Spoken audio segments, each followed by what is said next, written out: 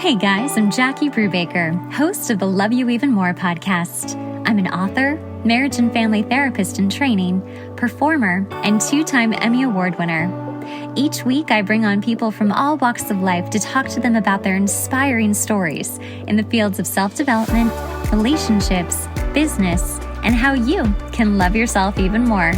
For more about me and the podcast, visit us at loveyouevenmore.com. Hey guys, and welcome to the Love You Even More podcast. I am your host, Jackie Brubaker, and today I want to talk about that it is okay to trigger other people. So recently, I have noticed that that's what I've been doing, and I thought I'd like to talk about it because maybe that's what you're doing, or maybe you've always had that. Maybe you feel like you have always triggered other people just by being you. And so I really want to dive into what that actually is, because there's a difference between people who are just shitty people, right? Who are just, grandiose, narcissistic, who want to just be difficult to be difficult, and who just make everybody feel uncomfortable and triggered.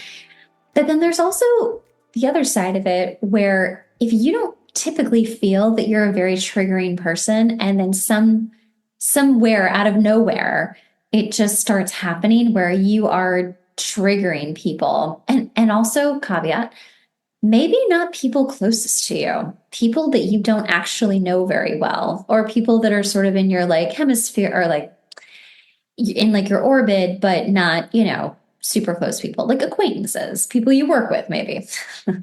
I have no idea that's true. However, I have noticed this recently with myself, and I'm just going to kind of come from a personal perspective, because hopefully if this resonates for you, you will feel less alone and we can figure out what to do together. So I've noticed that I've triggered people, and then they've come at me from a distance, or out of nowhere, months and months and months later, after maybe something had happened. And when this started happening, it's really uncomfortable for me, because listen, not that I'm everybody's cup of tea, but I'm not nobody's cup of tea. So we're all different and unique individuals, right? We're all just trying to do our best. We're not always perfect. Maybe we say the wrong things. Maybe we do the wrong things. But, I think the majority of people are trying not to hurt others intentionally. I really do feel that way. So someone had been upset by something that had happened between the two of us, but sort of at a distance. Again, this is all very at a distance. I don't know if that resonates for you. And she confronted me about it almost 8 months after the fact. And at first I was like, wow, I'm not surprised that she's upset about something, but I'm also kind of surprised that she's now telling me, which, you know what, that's fine, because it takes people the time it takes them to process. And listen, I reached out to someone last year after not speaking to her in 10 years, and she never responded. So I was like, okay, it's fine. Give people the time they need to process. And also don't expect a response, right? So this person confronted me. And as I was being confronted, I was trying very hard to just allow her to speak. And I was trying to listen, and to actively listen, and to understand. And I was trying to find where I could take my responsibility in the conflict, because it takes two. And, a lot of times we don't even know that we're hurting someone, because either they don't say something, or we don't think that this is something that's hurtful. And this is why couples have issues, because one person's like, well, I'm just right. And the other person's like, yeah, but I don't agree with that. And I don't think you're right. I think I'm right. Anyway, we can have a whole couples therapy session soon, but it is difficult, right? And it's hard, especially if you don't feel like you're in the wrong, to try to find your responsibility.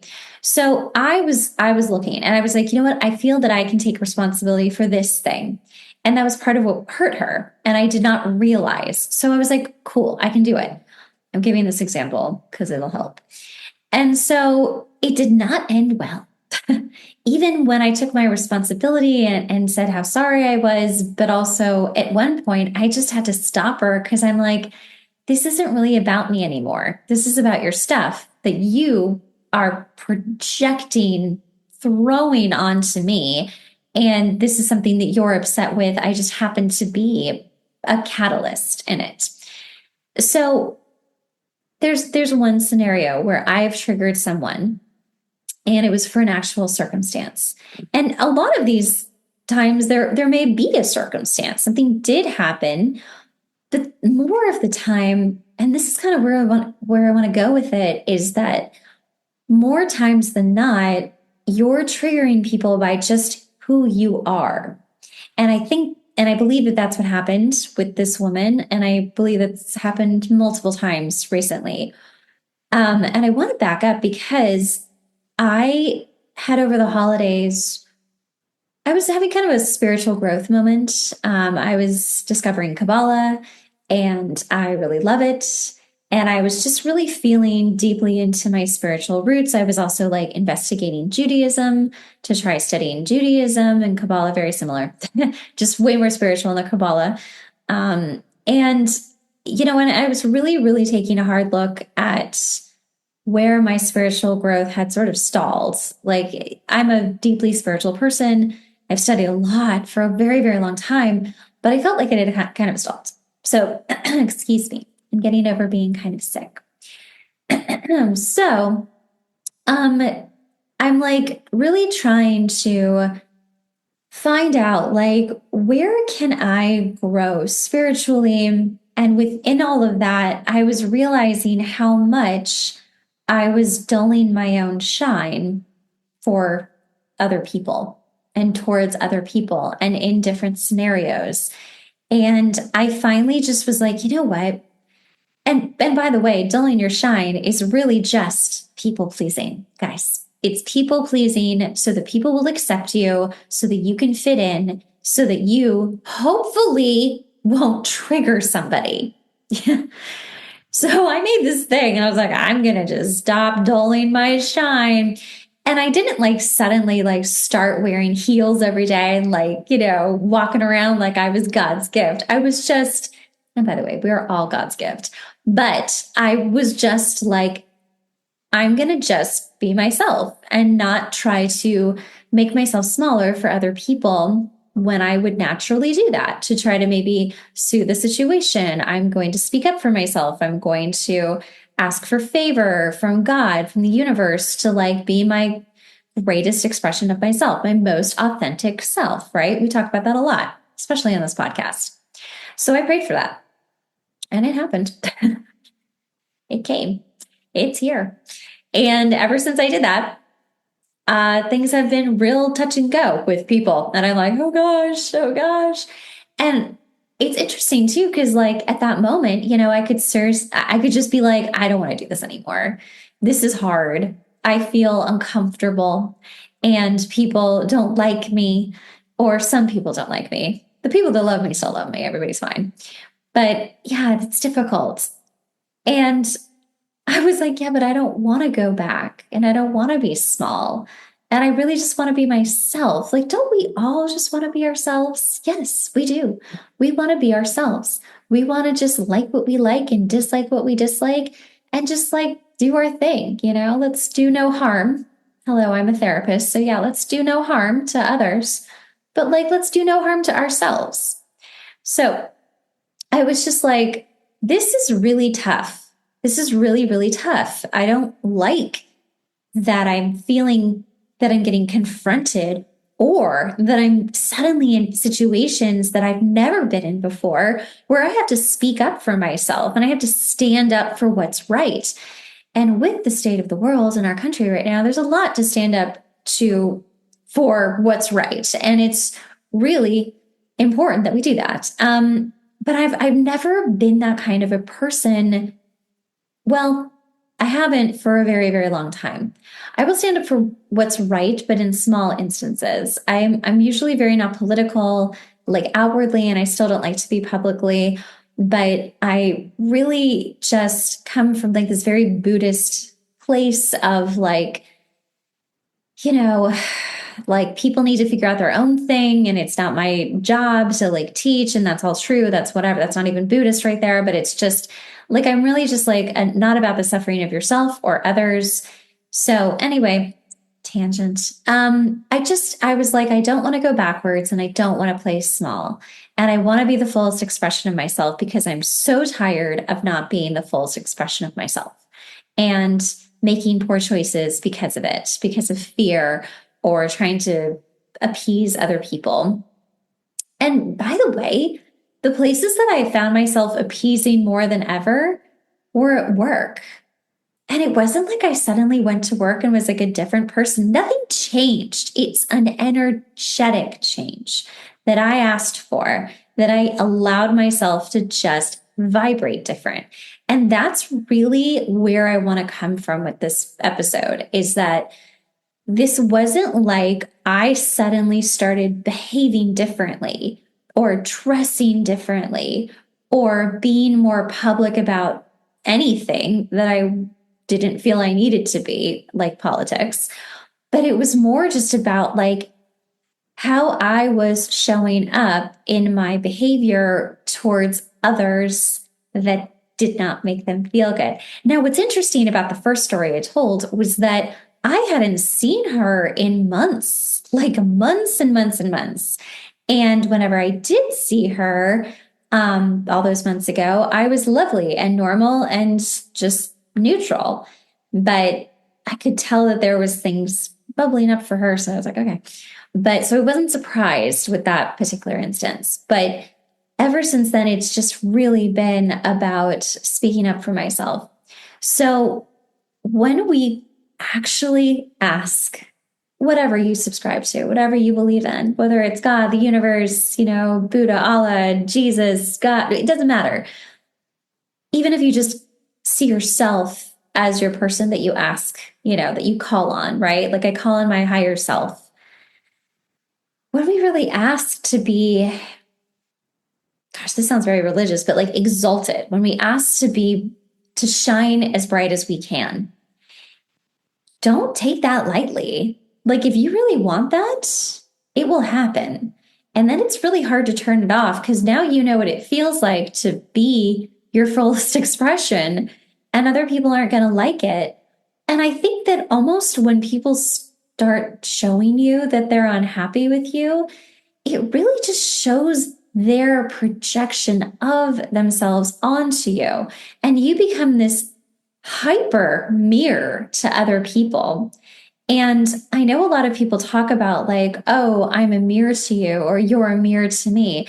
And I want to kind of like dive into what that means because I think it can be a little confusing at times. Like, well, what do you mean? Like, you're my mirror. So like, are you me? Or like, what? When you're a mirror for someone, you are doing things, just you being you, that will trigger someone else's shadow side, their side that they don't want to look at, their side that feels uncomfortable, and they will not like it. And then they will attack you because you show them something that they may want or want to be like, or whatever it is. You may have something that they want that they don't have yet, and it hurts. And they want to blame somebody other than themselves for their pain. So, and like, listen, I'm not like, immune to that either. There's certainly, people that I know that have things that I would like that I'm like, shoot, well, I would like that too. That makes me sad. Why don't I have that? And so they are a mirror to me. They're showing me what I have and what I don't have at the same time. But if you look at it as a growth, example, like an experience to grow, you can see yourself and all its ugliness and be like, okay, cool. Like that's not fun. And so I hope that the person who did get mad at me, the story I told, had a chance to maybe step back and look at herself and think, oh, well, maybe this is partly me. Or maybe there's something happening here that it really is my stuff. And like, maybe I need to fix that. It's not like, because there's nothing I could have done. In fact, she did give me an ultimatum. It was crazy. No offense if she ever listens to this episode, but it was like completely out there and not going to happen. And I was like, no, I can't do that. Sorry, it's not even. Wouldn't even change anything. It like wouldn't change the outcome. And that's a good thing to remember too, is like when we have these ideas of like, what could it be? I've been triggered by someone else. They have what I want. What could happen? What could I do to create what I want? Because I can't have that because that's theirs, right? What can I do personally within myself? What power do I have? Because we only have control over ourselves, and it's very little to begin with. What can I do to create what I want and not sit here and feel triggered by this person? If anything, take the trigger. This is again, if you are triggered by someone, take the trigger that you feel towards someone and like bless them for showing you, for being the mirror so that you can see who you are and also what you need to do. You know? So now when I'm looking at these people who are triggered by me, in a way, I'm like, well, I'm doing it right. I guess my energy is where it needs to be. I guess I'm being the human that I really am supposed to be. And maybe you're sitting there thinking, no, that sounds awful. Like, I don't want to piss people off. But you're always going to piss people off. I know I piss people off, and they just need, most of them just don't tell me, I think. I don't know. I actually don't know how many people I piss off. But it might not be pissing off. I keep saying that as if that's the only trigger. But triggering is a sadness, it's depression, it's anger, it's sweetness, it's longing, it's bitterness, it's bittersweetness. It's, what a trigger is, you guys, I think we've learned. So if you are really finding that you're triggering a lot of people, I think it's a sign that you're doing everything right, that you're like actually going in the right place. And in a way, you're actually helping people. And it's up to them what they do with it and what they want to do with it. They may not want to change. They may just want to look at you and point the finger and be like, she is awful. I don't like her. She did this to me. When really, maybe you didn't do anything to them, but they needed someone to blame. So if you can look at it like, and this is how I'm looking at it now, is, okay, I'm triggering people. It's showing me that I'm on the right path, strange as that sounds. And B, it's giving me a chance to speak up. And that's something I've also had to do, is really speak up and use my words very thoughtfully. And listen, we all stumble upon our words, and sometimes we do not say the right things. But I really, really, really try to choose my words wisely so that I can at least come from a neutral place and not be defensive and to not point fingers. Sometimes people are wrong, right? And they really did do something wrong. But I really think that the more that you are feeling that you're triggering people, it gives you a chance to speak up for yourself and to speak up for what's right. So at the end of all of this, I think it really just shows you, again, like you are on the right path. And maybe the more that you follow down this path, the more it brings you to where you're supposed to be. And you keep evolving up, which is what I believe we are here to do. We're here to actually just become better and better and better and better versions of ourselves. Hopefully, if you believe in reincarnation, so that you won't have to come back here. Because I don't want to come back here. Probably will, but not my first choice. So if you feel that you are triggering people and you can't even figure out why, this may be a sign that you are leveling up right now, and that you are actually being your authentic self and that you're on the right road. And that's really exciting. So if you come from a positive place instead of a, wow, why is everything so hard? Which, trust me, like I've had some dark moments recently where I'm like, wow, when is this going to be over? But the more resistance we have to the hard thing, the more we won't get through it, right? It's like when you see the fire and you know the fastest way to get through it is to walk through it, you'll do that.